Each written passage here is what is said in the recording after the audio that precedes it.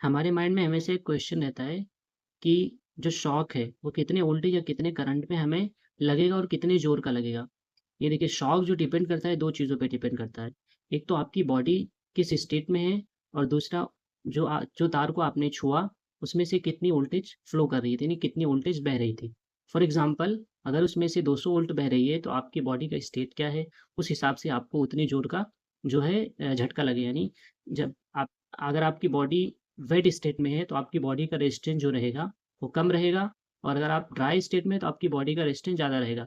और ये बॉडी का रेजिस्टेंस एक चीज़ पे और डिपेंड करता है यानी आपकी एज क्या है। आप अगर यंग है तो आपकी बॉडी का रेजिस्टेंस वेट स्टेट में as compare to old man आपकी बॉडी का रेजिस्टेंस वेट स्टेट में ज़्यादा रहेगा।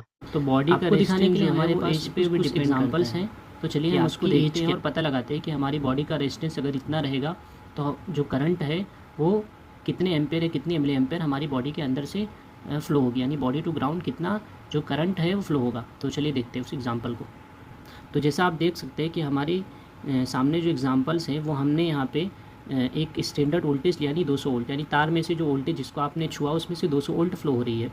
और आपकी स्टेट हमने 2 स्टेट में यानी एक ड्राई स्टेट में यानी जो 1000 वोल्ट हमने लिया है वो हमने वेट स्टेट में लिया है।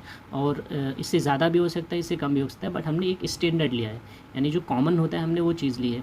आपकी बॉडी का रेजिस्टेंस मान लो 1000 ओम्स है वेट स्टेट में और आपकी जो ड्राई स्टेट में आपकी बॉडी का रेजिस्टेंस है 1,00,000 ओम्स है।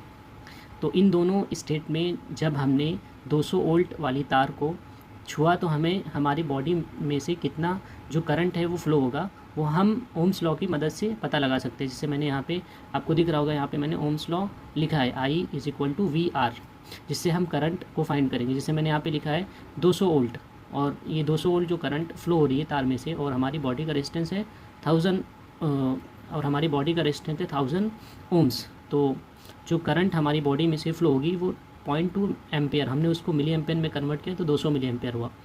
अब 200 मिली एम्पेयर में अगर आप तार को टच करेंगे, आप 1000 यानी 1000 ओम्स यानी आपकी बॉडी का रेजिस्टेंस अगर 1000 ओम्स है, आप 200 वोल्ट वाली तार को आप टच करेंगे तो आपकी बॉडी में से जो करंट फ्लो होगी वो 0.2 एम्पेयर यानी बहुत ज़्यादा है, आपको जोर का झटका लगेगा।